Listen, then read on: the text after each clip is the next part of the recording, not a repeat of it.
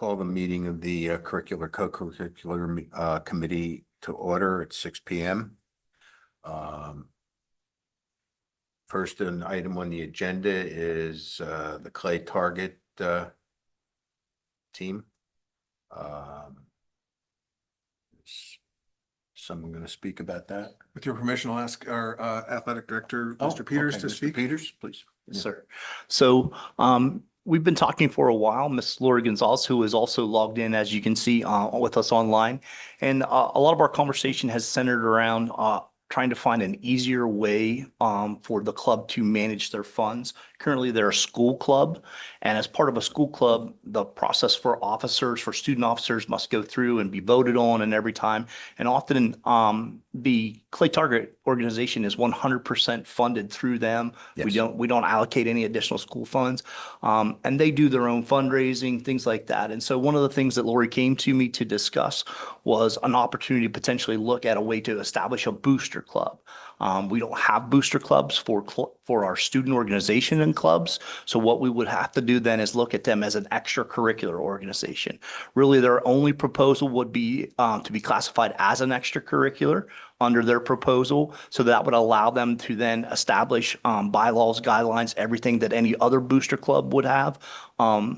As part of our process in Keystone Central, those funds are all submitted to my secretary for review at the end of each year, as far as every booster club document, all the funding, anything like that. So the district would still have that opportunity to oversee and question anything through their funds.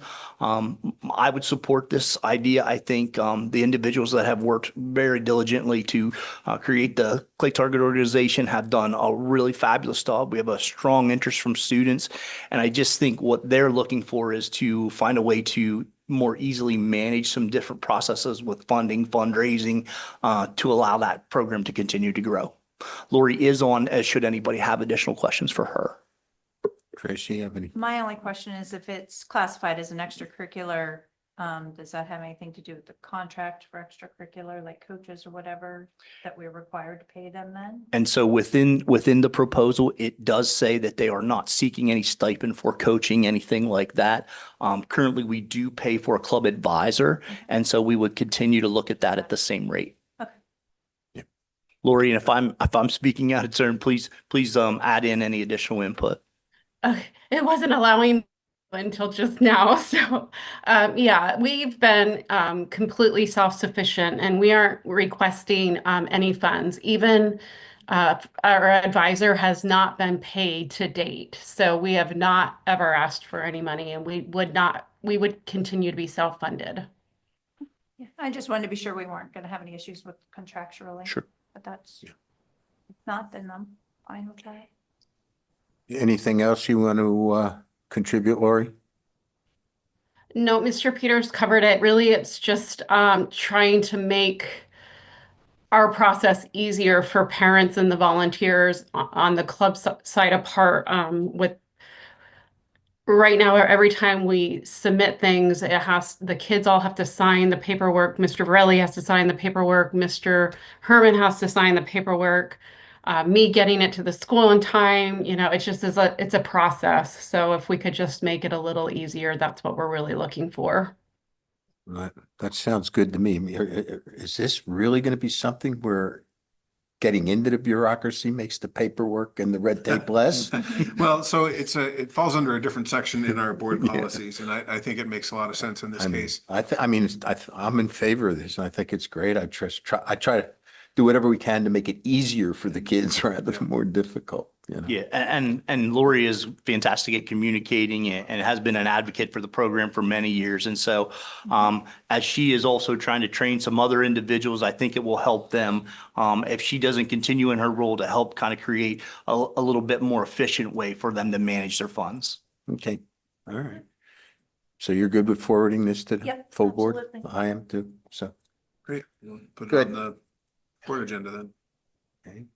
Next thing is the competitive cheering. So cheerleaders? that kind of comes to me as well. I Okay. guess I kind of got the show tonight, Dr. Redmond said to me. And so when I get the show, I like to pass it on. So Christy Dion is our cheerleading head coach here for Central Mountain. And so she'd come to me recently with a proposal. Currently, our cheerleading program is considered an extracurricular. So PIAA has now created a competitive cheer. It is a competitive sport. And so at present, we do not have a PIAA sanctioned team. We just have our extracurricular team. And so one of the things that we've talked about is Christy's really seen strong interest. The program has grown. I believe last year she had over 20 plus participants that participated. And so some of these girls are participating in groups outside to do their competition. What she's kind of proposing, and again, she's here, and so I will let her speak more directly to it, would be an opportunity for those students to stay connected to Central Mountain and have an opportunity then for Central Mountain to be seen as a program with competitive cheer moving into the future. Okay, so I'm Christy. Competitive cheer is a Christy, very, could you speak into the microphone in case people are Sorry. out there? does that work? Yeah. Okay, so competitive cheer is a very fast growing organization. It's been around for a very, very long time. It just hasn't been very big, and it's starting to become bigger. The issue a lot of kids are running into is there is an all-star program that is always outside, which is privately owned gyms. They're very, very expensive. And a lot of kids cannot benefit from being able to afford to do one of those programs. I mean, an average private gym, you spend an average of probably close to $9,000 for one season. So some of these kids can't even afford that. It gets a little out of hand. Where we offer it at this level, at the high school level and at the school level, it's much less expensive. It's easier to get to, and it doesn't cost it. I think what we're looking at for next year would cost the girls probably about $200 a girl, and that would cover everything. And what that actually covers is their music that we have to get, because it's a whole music program that 2.5 minutes that they perform to. And then their competition fees to get in, and then some choreography fees to have some certified instructors come in and help with stunting or dancing and that, so that we have the extra support and the right instruction for those things. It also opens up a really big opportunity for our girls for scholarships. There are currently probably at least 50 schools in the state of Pennsylvania that offer a cheerleading scholarship to cheerleaders. Right now, we've had cheerleaders that have come through our program that have gotten scholarships. We have actually had one that has gotten a full ride to Elmira through a scholarship. However, that was more on the competitive private gym sector because we didn't have it here at the school. And some of our girls that can't afford that private sector are missing out on some of those scholarships because they're not able to network, which is what these competitions allow us to do, is go out there and meet new people. Colleges come to these as recruitment opportunities to see these girls. When they do go to college, if they want to cheer, majority of the colleges out there are competitive. They are cheering, or they are competing competitively. And then when some of our girls get there, they've never competed. So it's very hard for them to grasp the concept. So this would allow them the ability to learn the competitive scene and get the networking out there. And it also continues their time with cheerleading, because some of them, this is the only sport that they do. And we end in the end of fall when football ends. So this would extend us through the whole year, which would keep them more active and going and engaged and doing something. What does that look like on our end? Yeah, so some of the things that Christy and I talked about that from my perspective, as we talked about her creating the proposal, I think access for all students, and we're trying to create a broader access, and obviously that's something that we encourage. The current structure of the cheerleading program in the fall is that they participate at football games for all three levels of football. But as referenced, when the season ends, their season ends. And so a lot of the girls then are forced to look for other opportunities in outside areas. What this would potentially do is we would continue to be at all the football games, just as our current structure allows for, and then would extend the season and allow the girls to continue to practice. What Christy and I had discussed was looking at potentially looking at about 2 or 3 events that would be competitive. As she's referencing, $200 per student, and please correct me, Christy, this would be something that you would be looking for the girls to cover this year. Correct. And from a coaching stipend, because obviously we have to see that. Christy and her assistant coach had said that they were willing on this first year to see if the interest and anything was there to volunteer their time, to be able to try to see if we could sustain it, what kind of opportunities it would create with the program. I know that last year we had a young lady that was also going on to compete collegiately and do some of these things. And I think this group of young ladies that I see coming through right now from middle school coming up, there's more and more interest. And I guess that was the appeal to this proposal for me, is the accessibility to a larger population of kids who would, again, be representing Central Mountain, and not a team here, not a team there, not a team, but someone from our school district that they could go under the Central Mountain High School umbrella and again, represent us as other schools. I can say from the District 6 and the PHAC, that the areas that I am most involved in from athletics, we've seen an increase in the last 2 years in competitive cheer significantly. District 6, Johnstown is a host site for one of the final competitions at the end of the year, which is in one of the District 6 areas. So those are the things that I can tell you from my end. I think obviously looking at it as an opportunity and get more input from the board. That was really our goal right now, is to bring it to everyone's attention for conversation and see what level of support we had. And if there were other things that maybe we had not considered, that we need to go back and make sure that we have more finite information. I know with talking with some other schools around Pennsylvania that have the competitive cheer, and as far as how they run it and their athletic department runs it, it runs into their basketball season and wrestling season, and they kind of just combine it together. So the girls cheer at the basketball games and the wrestling matches, and then they also compete. That way it's more of it's not just the competition, because like he said, we're only looking at 2 or 3. We don't want to go, 2, and it's just in Pennsylvania. Now there are lots more that we could expand to at a later time if the girls were willing. It would cost more, but we do offer fundraising for all of our girls. We start all year round. Even we do it in the off season, that the girls can do different fundraisers to help build up their account for the next season. Cheerleading is a very expensive sport, unfortunately, just because of the equipment that the girls have to have individually. But like Dave said, Haley and I both talked, and we were willing to, volunteer our time this year just to see what we could get off the ground as far as expenses. If we continued with it, we would look at the coaching expense. The only other expense we could see developing is practice space, because we have to have the right equipment to practice with, which would basically be mats. Currently, we practice in the auxiliary gym at the middle school, and that works out perfect for us. And we would, if we could continue to practice in there during that season, that would work out perfect. We wouldn't have to find an extra spot to go or purchase the mats that are required, because that becomes also a big expense on the mat part. But we're also looking at that, trying to get this part built too, because our next goal after this is to move into the youth program.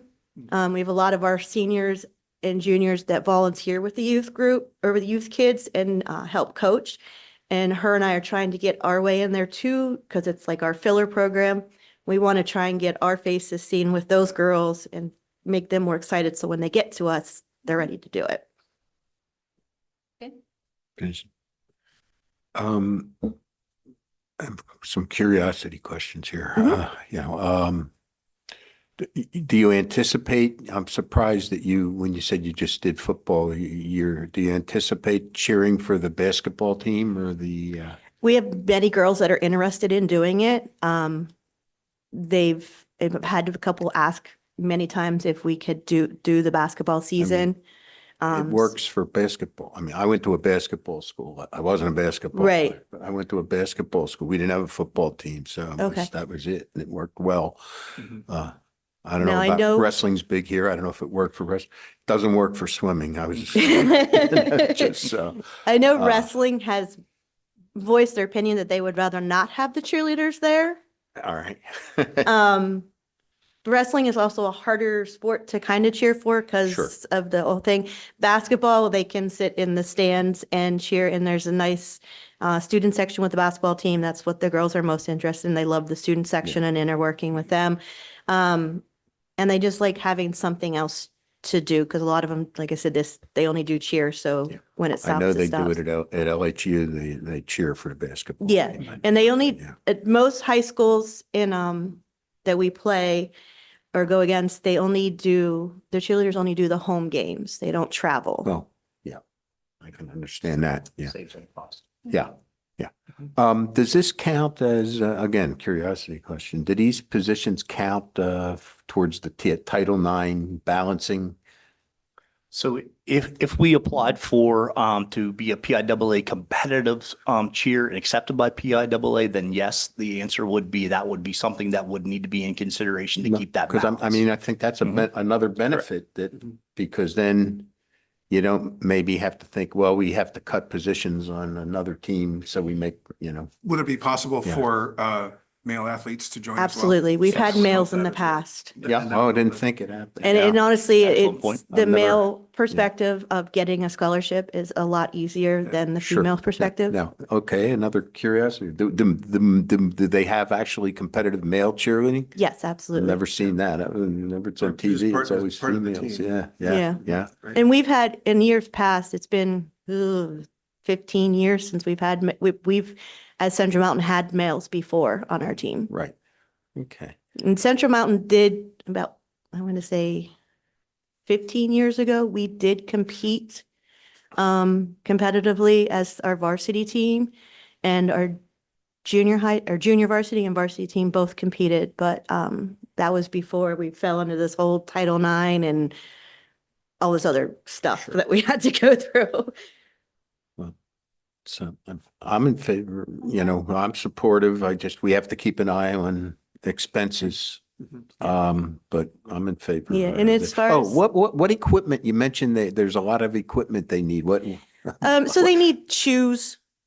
They need the briefs that go underneath their skirt.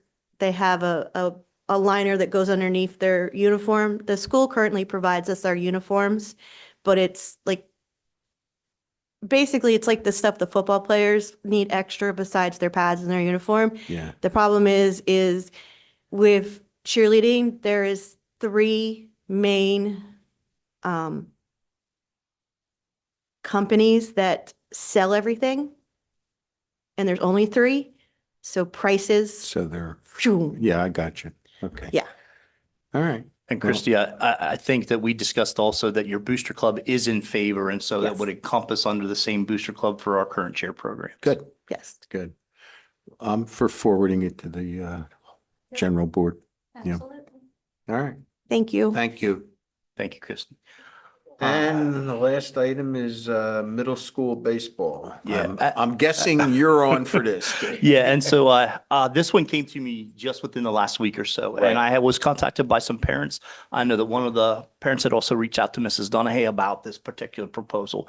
And so at this time, really the goal of this conversation was to bring it to your attention that there is community interest, there is player interest. I did receive an actual proposal that came into me this morning that I can certainly share out.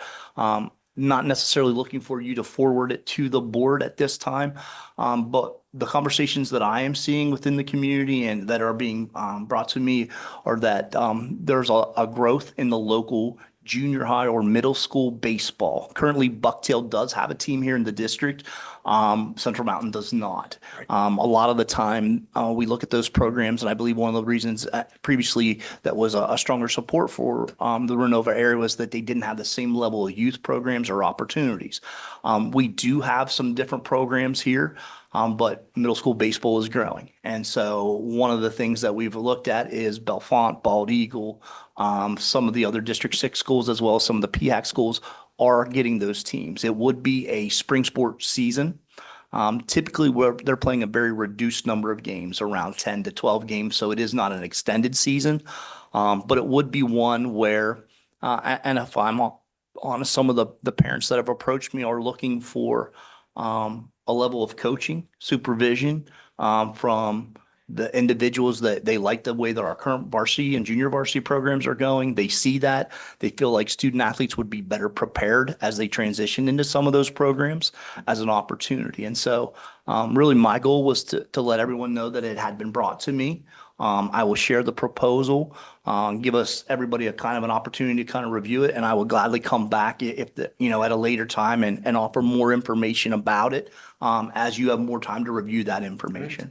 So Tracy? timing wise, Mr. Peters, thinking about this would be something that potentially could start next year. Yes. And if that were to happen, when do you need to have the board approve that so we can sort of backwards map when Yeah. we need to bring that proposal forward? Yeah, this would be a spring sport. And so it would not come into effect until like next March. So we would have adequate time to put it through the proper processes, to investigate any other avenues that the board would like information on, before making any kind of decision on that. Tracy, you have any? Yeah, so you're thinking fall?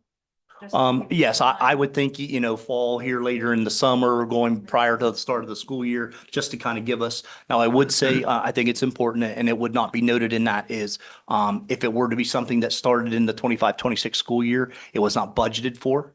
So currently there would be no coach or no uniforms, anything like that in the current budget. So I feel like those are fair things for consideration as we move forward and looking at that. Yeah.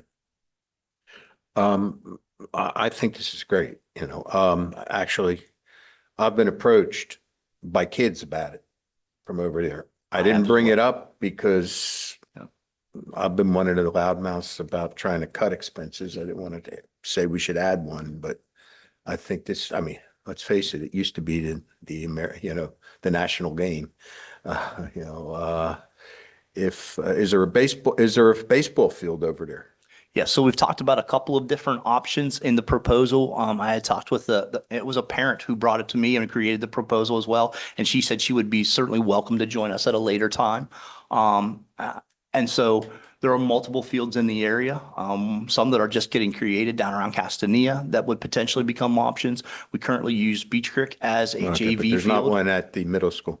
There is a softball field that was there. And so again, that was one of the things that was brought up. Could that potentially become, in a lot of the travel areas or areas where you're seeing more tournaments, they do what they call a portable mound. And so that could be used as kind of a multi-service because our Special Olympians do use that field sometimes for softball practice, things like that as well. And so we want to be able to keep that space, readily available for everyone. What are the mound and mound to plate and base links at that level? Yeah, so And the if you don't distance know, for the just pitcher's say you mound don't would know. be, it would be, I think it's 60 ft 6 inches and. It's a regular. Yeah, yep. Okay. Yeah, for junior high, it would still go to a regular. All right. A So lot it's of them are 90 play- feet for the bases then too?